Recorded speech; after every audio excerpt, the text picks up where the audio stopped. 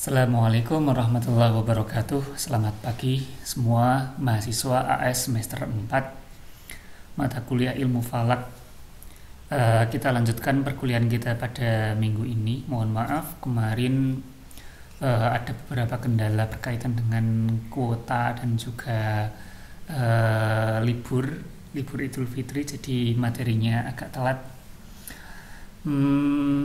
Berkaitan dengan materi perlu saya koreksi dulu bahwasannya untuk materi ilmu falak ini saya revisi karena harusnya untuk 2 pertemuan terakhir ini kita membahas gerhana. Cuman karena kita belajarnya itu dari rumah masing-masing, pembahasan gerhana ini pembahasan yang cukup berat, cukup sulit. Jadi kalau kita lewat online itu kok saya takut malah nanti akan terjadi kesulitan dalam Anda memahami dan juga mengerjakan tugas-tugasnya. Maka dari itu, ini saya geser ke materi yang juga cukup penting, cuman ini lebih relatif mudah. Jadi untuk 2 materi terakhir nanti kita akan membahas mengenai kalender Masehi, kalender Hijriah, serta konversinya. Adapun untuk minggu ini kita akan membahas tentang kalender Masehi, atau yang kita kenal dengan nama lainnya juga ada yang mengatakan kalender Syamsiah, ada juga yang mengatakan kalender kalender Masehi atau kalender Syamsiah, ya intinya kalender matahari, kalender matahari yang berdasarkan pada peredaran revolusi bumi terhadap matahari. Pada intinya bumi itu memang berevolusi terhadap matahari selama 1 tahun. Artinya yang akan menjadi pembahasan utama dalam pembahasan kalender Masehi memang adalah jumlah hari di dalam 1 tahun. Kalau bulan kita sepakati dalam banyak sekali referensi memang rata-rata 12 bulan itu. Tapi untuk dalam kalender Masehi ini perdebatan yang ada bukan pada jumlah bulan, tetapi justru perdebatan yang ada itu ada pada jumlah hari di dalam 1 tahun, sehingga nanti dalam perkembangannya ini sangat penting untuk kita pahami, karena ini nanti kaitannya dengan bagaimana kita memahami kalender secara utuh. Yang pertama pengantarnya dulu.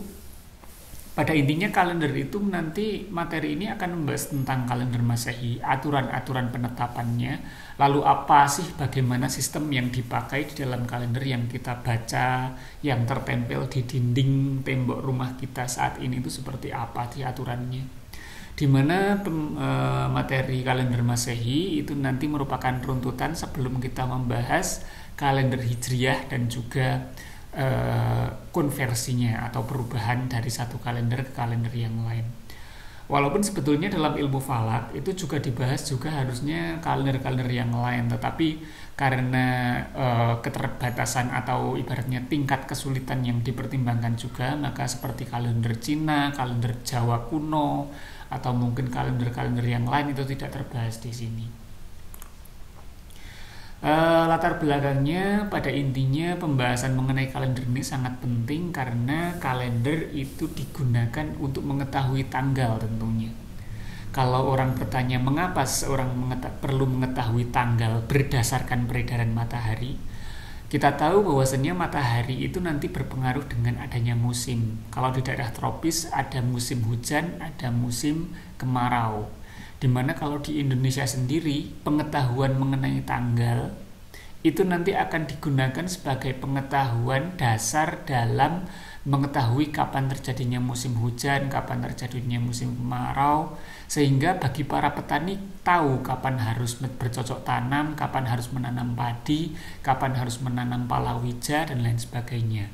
Bagi nelayan pun demikian. Ketika musim kemarau nanti terjadi pasang surut dan lain sebagainya, nanti berlayar harus di jam berapa dan lain sebagainya, berburu pas harus di musim apa dan lain sebagainya. Nanti akan lebih rumit lagi bagi negara-negara yang non tropis yang memiliki 4 musim, ada musim semi, gugur, dingin dan panas.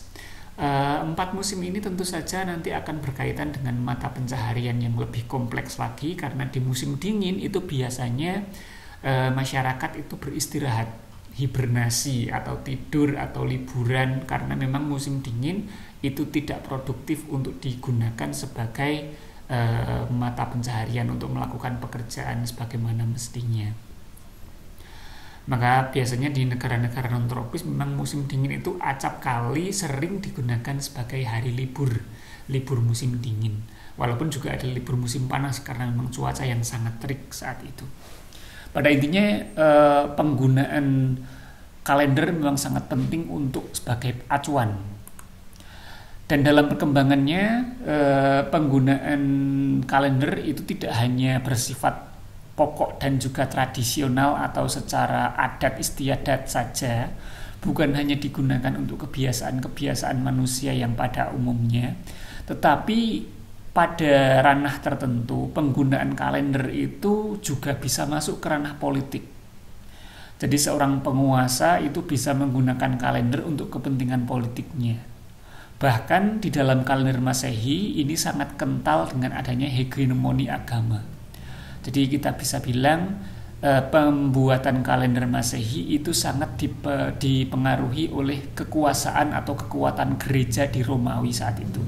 Karena kita tahu Romawi dikuasai oleh Katolik, ya, di mana gereja itu seakan-akan dia di atas hukum, artinya dia di atas ilmu pengetahuan yang mengikuti gereja, bukan gereja yang mengikuti pengetahuan.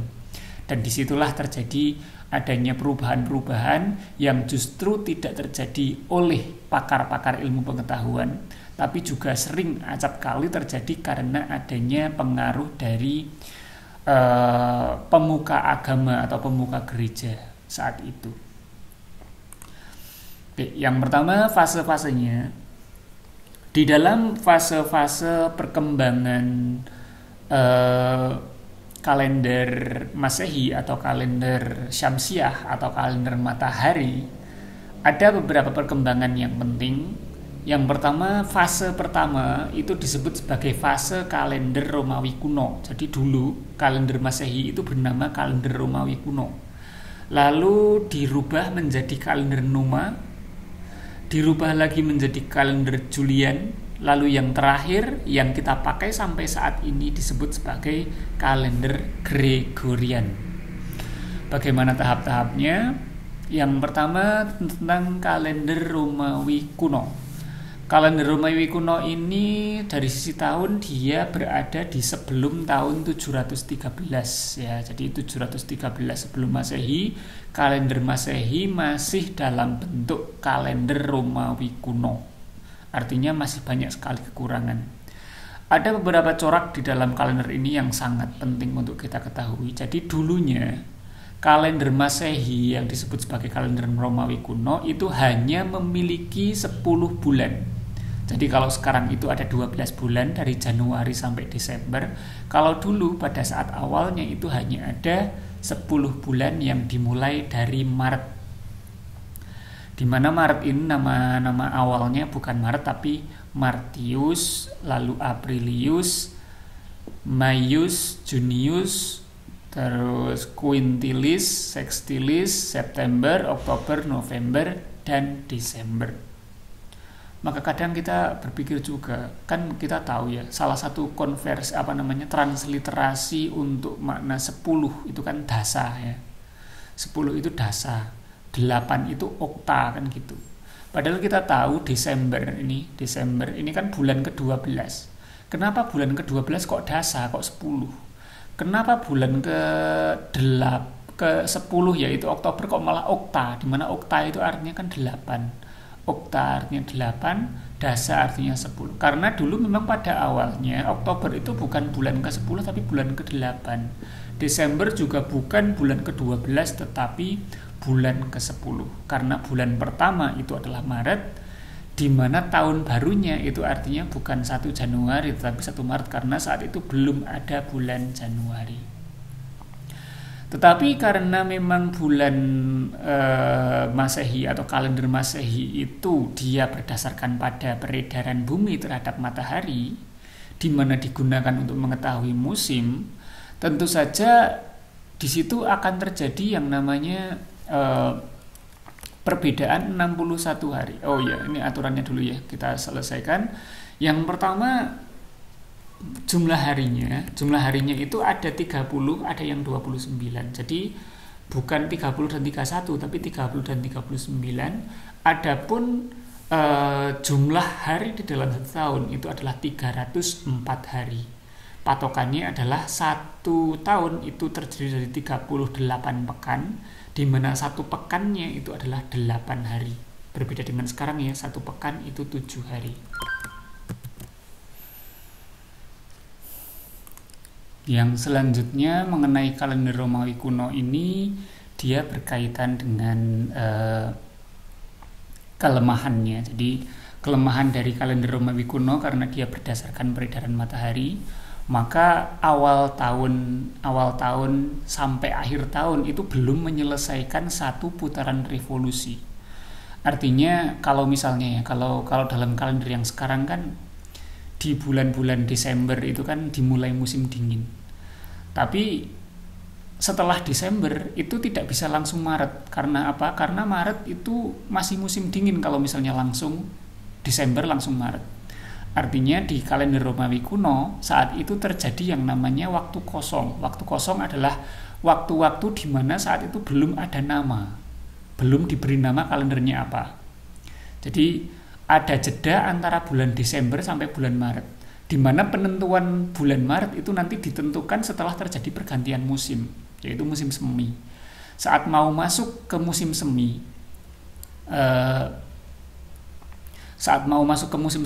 itu baru nanti ditentukan, oh ini tanggal 1 Maret seperti itu. Artinya akan ada space atau ruang kosong yang tidak diberi nama, di mana space itu berkisar sekitar 61 hari.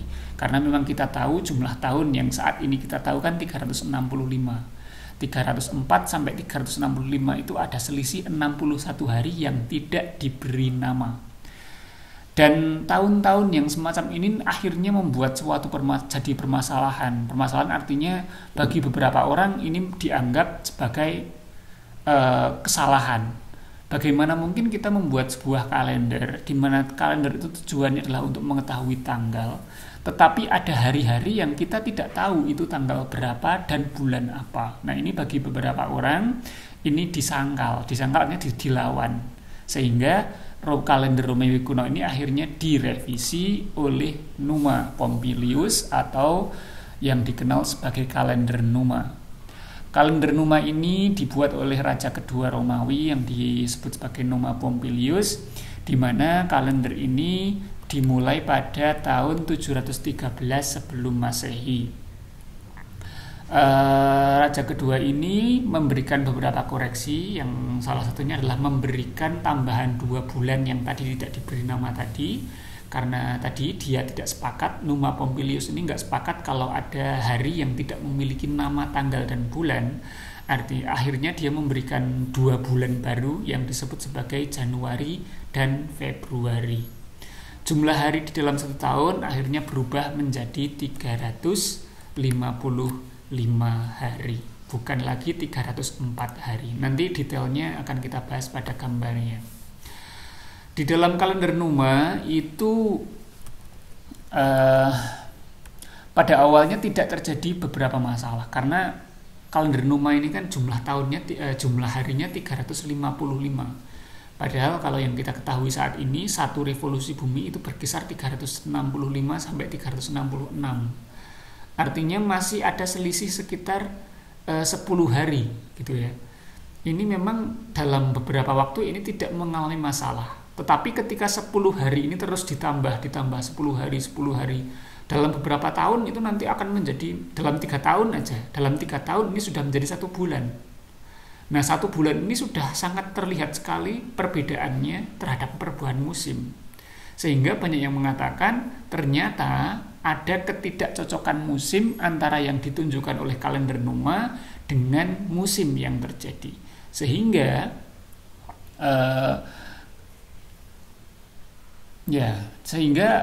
pemerintah perlu untuk membuat 1 bulan tambahan yang disebut sebagai bulan interkalasi.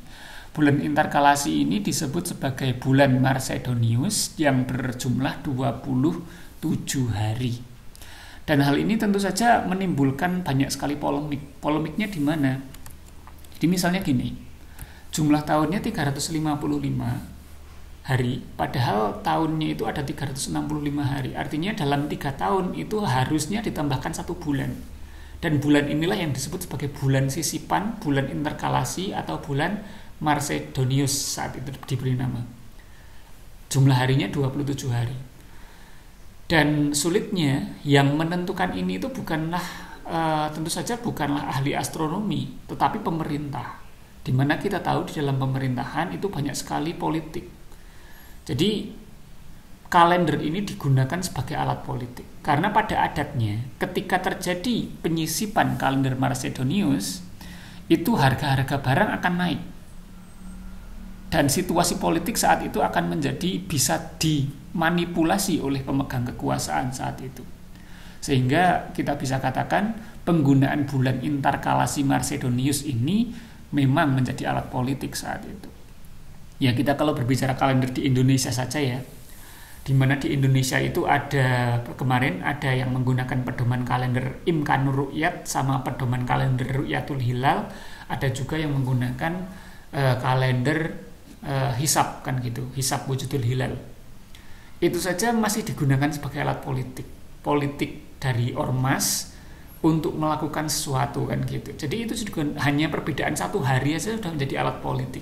Apalagi ini di dalam kalender Numa ini terdapat selisih yang nyaris mendekati 1 bulan di dalam 3 tahun.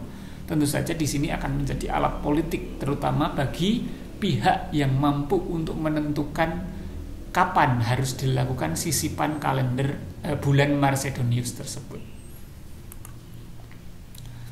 Ini detailnya. Jadi detail dari kalender Romawi kuno dan Numa itu seperti ini. Jadi dulu kalender itu hanya ada 10, mulai dari Martius sampai Desember.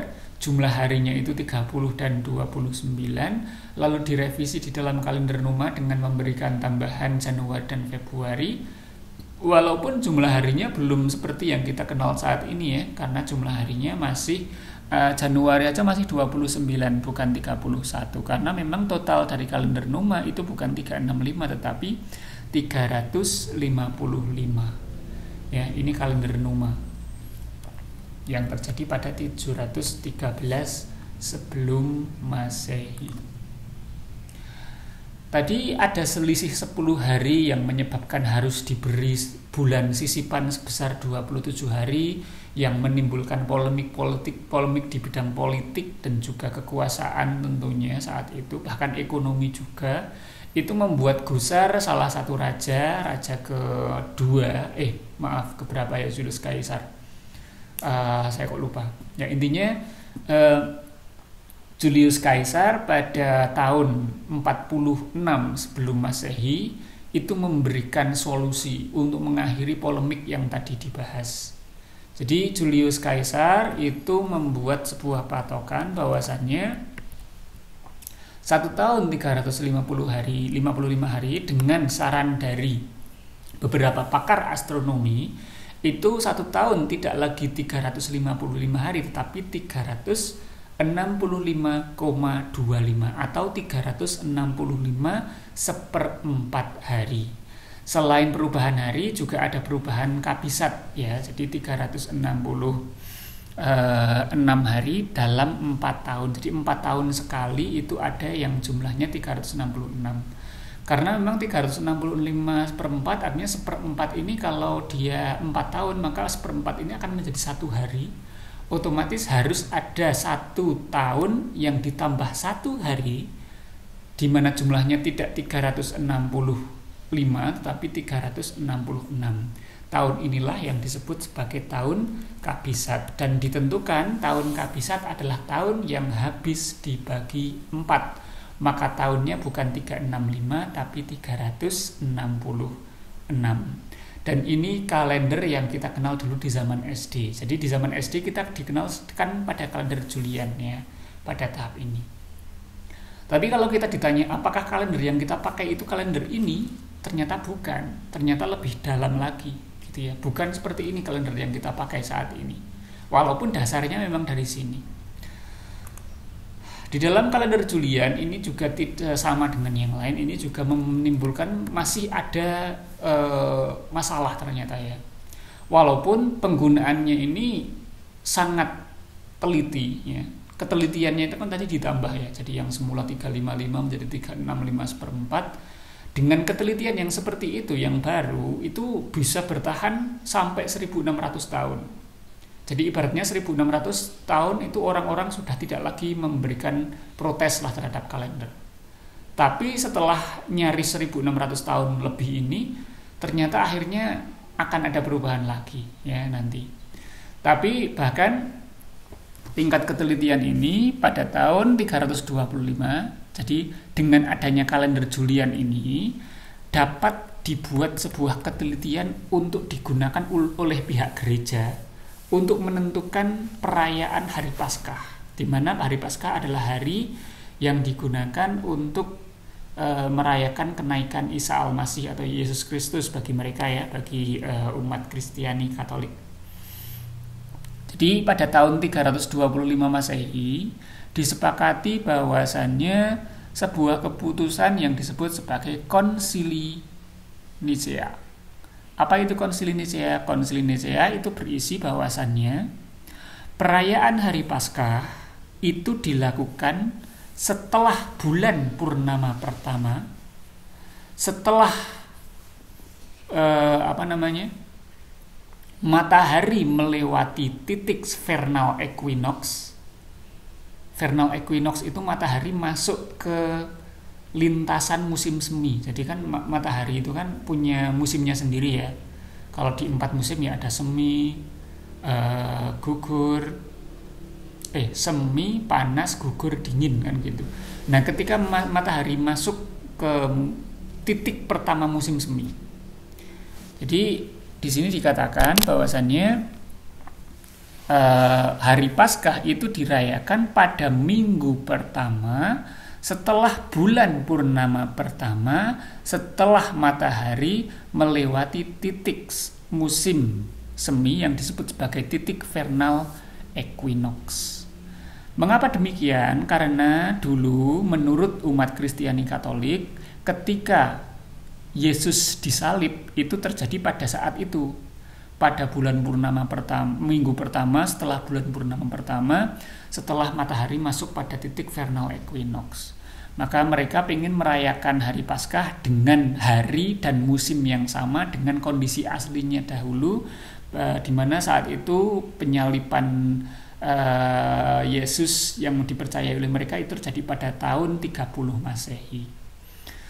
Namun hal ini pada tahun 1582 itu ternyata juga tidak mengalami keakuratan intinya. Jadi secara garis besar gini, menurut Konsili Nicea itu perayaan hari Paskah itu terjadi pada minggu pertama setelah minggu pertama setelah bulan purnama pertama, setelah matahari masuk ke vernal equinox. Tetapi setelah berlangsung selama kurang lebih 13 abad, jadi pada tahun 1582, ternyata terlihat kok nggak akurat lagi ini kalendernya kok ada yang tidak akurat ini. Mengapa bisa demikian? Karena kalau misalnya kalendernya akurat, harusnya titik matahari masuk ke musim semi ini harusnya nggak geser. Misalnya gini, matahari masuk ke titik vernal equinox itu pada tanggal 21 Maret. Ya, pada tanggal 21 Maret. Maka tahun berikutnya ya masih 21 Maret. Terus 21 Maret terus kan gitu. Kalau kalendernya itu presisi, teliti gitu. Tapi ternyata ada salah satu pakar astronomi pada tahun 1582 itu menyadari, oh ternyata ini kok bergeser ini. Dulu waktu tahun 325, waktu ditentukan pertama kali di Konsili Nicea, itu vernal equinox-nya terjadi pada 21 Maret. 21 Maret 325 Masehi. Tetapi kok pada tahun ini, pada tahun 1582 kok vernal equinox-nya pada tanggal 11. kok mundur 10 hari ini. Wah, ini ada yang nggak beres ini. Berarti pasti ada ketidakcocokan atau ketidakpresisian, ketidaktelitian dari kalender Masehi dari kalender Juliannya gitu. Jadi ada yang menyatakan demikian. Jadi pada intinya kalender Julian itu juga dikritisi. Nanti kritisnya seperti apa kita bahas pada yang selanjutnya. Ini secara garis besar bentuk dari kalender Julian. Jadi kalender Julian itu mengkoreksi jumlah hari ya. Karena bulannya masih sama, tetapi yang dirubah adalah jumlah harinya. Yang merah ini yang dirubah ya. Yang dirubah menjadi 31 ya. Sehingga total harinya menjadi 365 atau 366 ketika Februarinya bukan 28 tetapi 29. Ya, ini gambaran perubahan dari kalender Numa menuju kalender Julian. Jadi perubahan harinya sehingga jumlahnya tidak 355 tetapi 365,25. Nah, tadi dikatakan ada koreksi karena vernal equinox-nya bergeser. Yang semula pada tahun 325 itu terjadi pada 21 Maret, ternyata pada tahun 1582 vernal equinox-nya terjadi pada 11 Maret, mundur 10 hari. Maka saat itu pada tahun 1582 Paus Gregorius ke-13 atas saran dari ahli astronomi saat itu membuat suatu perhitungan yang baru. Dan ternyata setelah dihitung dengan lebih presisi lagi, ternyata 1 tahun itu bukan lagi 362,5 tetapi 1 tahun itu adalah 365,2422. Ini ada selisih di sini. Ini lebih besar daripada ini. Artinya ini lebih pendek harinya. Jadi Paus Gregorius dengan ahli astronomi saat itu memberikan revisi bahwasannya jumlah hari di dalam 1 tahun itu bukan lagi 365/4 hari, tetapi hanya 365,2422. Artinya lebih pendek harinya. Walaupun lebih pendeknya ini dikit banget ya, ini kan lebih pendeknya ini hanya 0,078 hari. Kalau dibuat konversi jam ini hanya 11 menit 14 detik di dalam 1 tahun. Artinya perhitungan kalender Julian dan kalender Gregorian oleh Paus Gregorius ini perbedaannya hanya 11 menit 14 detik di setiap tahunnya. Tetapi perubahan segini ini sangat berpengaruh, terutama ketika sudah berlangsung beribu-ribu tahun. Contohnya tadi, setelah terjadi 1600 tahun terjadi perubahan sampai 10 hari kan gitu. Artinya memang ini sangat sangat penting walaupun hanya 11 menit 14 hari ketika sudah diakumulasi ribuan tahun. Jadi kalender Gregorius ini terjadi karena memang ada pergeseran vernal equinox ya. Vernal equinox pada tahun 325 dan vernal equinox pada 1582. Jadi terjadi tidak sesuai lagi dengan konsili Nisea sehingga mengakibatkan Paus Gregorius itu membuat revisi di dalam penanggalannya. Tapi karena memang sudah terlanjur, artinya kan pada tahun 1582 ini kan bisa dikatakan kalau membuat perubahan berarti perubahan yang sebelumnya tidak bisa dikoreksi. Tidak bisa dikoreksi karena memang sudah terlewat. Solusinya gimana? Solusinya pada 4 Oktober 1582 dilakukan penghapusan tanggal. Jadi kalau Anda tahu ternyata pernah ada tanggal yang dihapus dari sejarah. Jadi pada 4 Oktober itu 10 hari setelahnya itu dihapus. Artinya apa? Saat itu pada tanggal 4 Oktober 1582 Paus Gregorius itu melakukan penghapusan tanggal sebanyak 10 hari, sehingga besoknya pada tanggal 4 Oktober itu besoknya bukan tanggal 5 tetapi langsung tanggal 15. Ada tanggal yang dilewati. Ada 10 hari yang dihapus. 10 hari ini disebut sebagai 10 hari yang hilang di dalam sejarah. Jadi kalau Anda bertanya, adakah tanggal 5 Oktober 1582? Nggak ada. 5 Oktober, 6 Oktober 1582 sampai 14 Oktober 1582 itu tidak pernah ada di dalam sejarah, karena itu dihapus oleh Paus Gregorius, yaitu seorang pemuka gereja. Maka dari itu di sini saya katakan memang pengaruh agama, doktrinasi agama saat itu sangat berpengaruh bahkan untuk ilmu pengetahuan. Bahkan bisa dikatakan kalender harus mengikuti gereja. Ilmu pengetahuan harus mengikuti gereja, bukan sebaliknya. Bukan gereja yang mengikuti ilmu pengetahuan. Karena memang di situ ada kepentingan. Kepentingan apa? Kepentingan perayaan peribadatan, di mana perayaan peribadatan kok nggak sama gitu. Yang dirubah bukan peribadatannya, tapi yang dirubah adalah kalendernya. Jadi saat itu ilmu pengetahuan harus mengikuti keputusan gereja.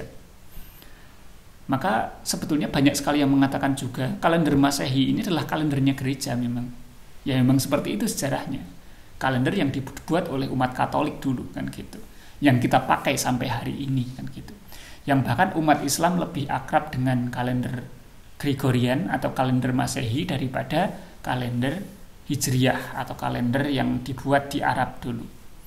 Tapi bagi saya tidak masalah kita memakai kalender ini asalkan kita tidak rusak akidahnya kan gitu, nggak masalah saja.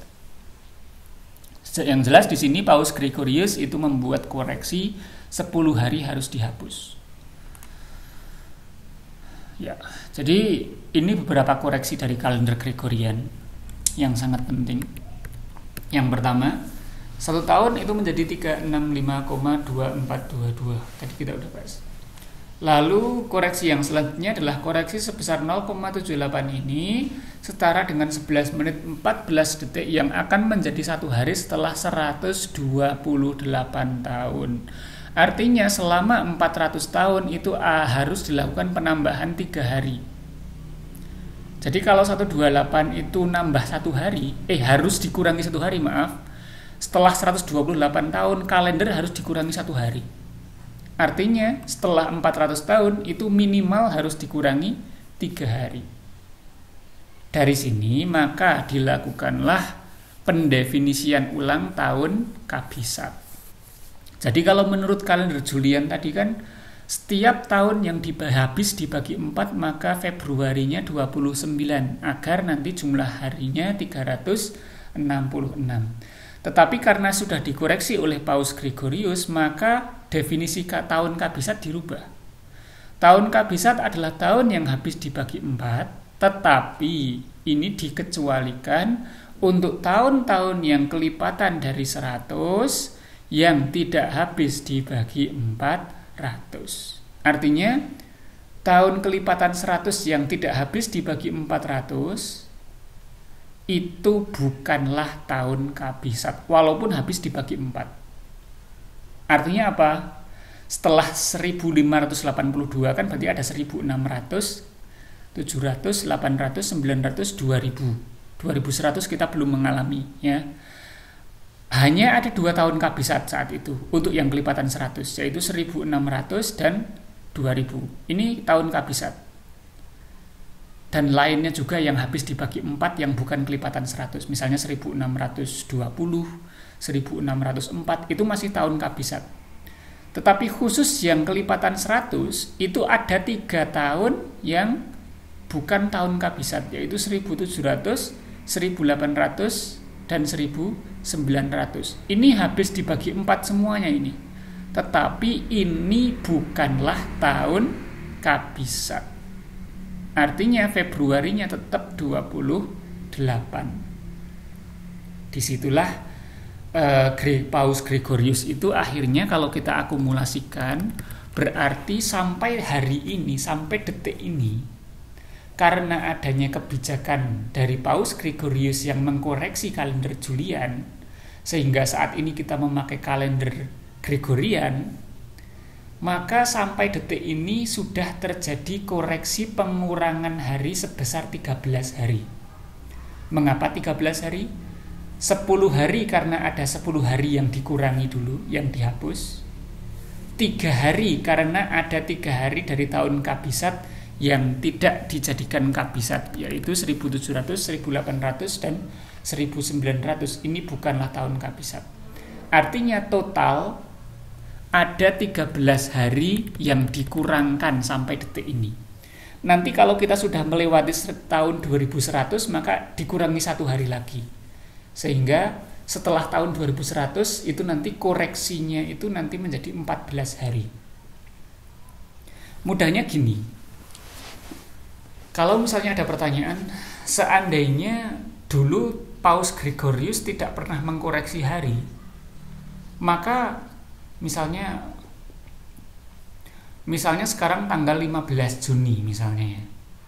Misalnya sekarang tanggal 15 Juni. Seandainya dulu Paus Gregorius tidak pernah melakukan koreksi, maka sebetulnya sekarang bukan tanggal 15, tetapi sekarang baru tanggal 2. Karena 15 ini terjadi karena pernah ditambah 13 hari. Jadi harusnya sekarang bukan tanggal 15, kalau asumsinya ya. Asumsinya kalau sekarang tanggal 15, harusnya sekarang itu baru tanggal 2. Bukan tanggal 15. Karena 13 yang dipakai itu sebetulnya 13 yang pernah ditambahin gitu. Karena dulu pernah dikurangkan secara sengaja memang untuk membuat ketelitian kan gitu, sebesar 13 hari. Jadi harusnya sekarang itu bukan tanggal 5. Kalau misalnya sekarang tanggal 15, harusnya bukan tanggal 15 tetapi tanggal 2. Karena disengaja ditambah. Ya. Itu lalu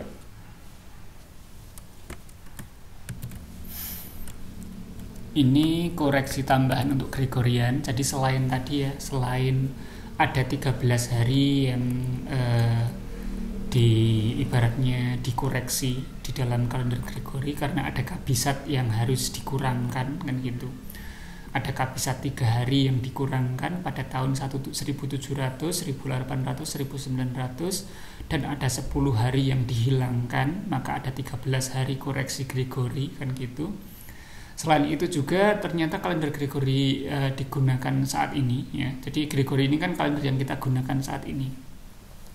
Itu ternyata ya lebih masih ada koreksi lagi. Koreksinya bagaimana? Tadi kan setiap 400 tahun itu hanya dikurangi 3 hari. Padahal di dalam 0,0078 tadi itu ketika menjadi 1 harinya itu ketika dikalikan 128. Padahal 128 kalau dikalikan 3 itu hanya 384 ya. Itu hanya 384. Padahal tadi patokannya 400 tahun. Artinya masih ada selisih 16 tahun yang belum diperhitungkan. Artinya setiap 400 tahun itu ada 16 tahun yang harus dikalikan 0,0078 sehingga nanti ada koreksi yang baru. Tapi karena ini jumlahnya kecil banget ya. Jadi ibaratnya di dalam 400 tahun itu hanya ada 11 menit kali 16. 11 menit kali 16 itu berarti hanya sekitar 170-an menit ya. Harus ada koreksi 170 menit. 170 menit itu berarti 3 jam. Harus ada koreksi 3 jam selama 400 tahun kan gitu. Itu artinya perubahannya nanti akan sangat lama sekali. Tapi walaupun lama tetap kita bisa menghitung. Yaitu nanti akan terjadi perubahan setelah 3205 tahun. Ini terjadi kapan? Terjadi setelah 1582. Jadi itu nanti akan terjadi pada tahun 4787 Masehi. Kita nggak tahu ini udah kiamat atau belum ini. 2000 sekian tahun yang akan datang. Ini di tahun ini harus dikurangi 1 hari lagi. Di luar ketentuan dari kalender Gregorian. Tadi kan ketentuan dari kalender Gregorian adalah penghapusan 10 hari tadi pada 1582, Lalu setiap tahun yang tidak habis dibagi 400 itu bukan tahun kabisat, ya. Itu pedomannya Gregorian. Lalu selain itu, pedoman Gregoriannya lagi adalah pada 4787, pada tahun 4787 itu nanti harus dikurangi 1 hari. Karena dari akumulasi 3 jam setiap 400 tahun tadi. Tapi sepertinya kita nggak akan mengalami ini, tidak bisa menyaksikan prosesnya karena itu cukup lama, nanti 2000 sekian tahun yang akan datang. Bahkan nggak perlu jauh-jauh di sini lah. Tahun 2100 saja. Tahun 2100 itu kan nanti bukan tahun kabisat. Padahal 2100 itu habis dibagi 4, tapi 2100 itu bukanlah tahun kabisat karena 2400 itu tidak habis dibagi 400. Kalau kalender Gregorian kan berarti 2100 itu juga bukan tahun kabisat. Kita pun nggak mampu untuk mengalami itu, untuk menyaksikan, karena berarti umur kita nanti, kalau sekarang kita 20 tahun, berarti kalau 2100 kita masih mengalami berarti 110 tahun ya. Apakah umur kita sampai 110 tahun? Sepertinya sangat kecil sekali kemungkinannya untuk mengalami 2100, tahun 2100. Apalagi tahun 4800. Oke, itu koreksi di dalam kalender Masehi. Lalu ini untuk tugas ke-5 Anda, digunakan sebagai absensi dan juga penilaiannya tentu saja karena ini work from home, dikerjakan di rumah. Untuk absensi dan juga penilaian tugasnya, saya berikan gambaran secara umum. Nomor 1, saya minta Anda menjelaskan untuk memberikan alasan atau proses bagaimana kok bisa 1 tahun itu kok 304 hari. Ini latar belakangnya bagaimana pada kalender Romawi. Nomor 2, mengapa bisa, bagaimana prosesnya, kok bisa muncul 1 hari itu 355 hari 1 tahunnya untuk kalender Numa. Nomor 3, bagaimana bisa di kalender Julian itu 1 tahun itu 365 seperempat. Untuk nomor 3 ini Anda cukup menjelaskan 3625 lebih seperempat. Ini seperempatnya ini nanti berimplikasi atau berakibat pada apa gitu. Silahkan Anda jelaskan. Yang terakhir ini soal berkaitan dengan koreksi Gregorian tadi. Jadi kalender yang kita pakai saat ini itu kan kalender Gregorian, bukan kalender Julian, tapi Gregorian. Dan kita tadi sudah membahas mengenai koreksi-koreksi tadi, ada hari yang dihapus, ada penentuan kembali tentang kabisat, di mana kabisat itu tidak melulu tentang yang habis dibagi 4 gitu ya. Lalu kalau menurut kalender Gregorian, di mana kita asumsikan sekarang tanggal 3 Juni, kalau asumsinya misalkan tidak pernah terjadi koreksi oleh Paus Gregorius, maka sebetulnya sekarang tanggal berapa? Itu soal yang harus Anda kerjakan untuk menjawab tugas 5. Seperti biasa, kerjakan di Microsoft Word, simpan dengan nama Anda, lalu dikumpulkan di Dropbox di folder tugas 5 kalender Masehi. Minggu depan kita masuk ke materi terakhir, yaitu kalender Hijriah dan juga konversi, perubahan, cara untuk merubah kalender Hijriah ke Masehi dan sebaliknya. Kurang lebihnya mohon maaf. Saya akhiri. Nanti kalau ada yang perlu ditanyakan silahkan ditanyakan via WA. Assalamualaikum warahmatullahi wabarakatuh.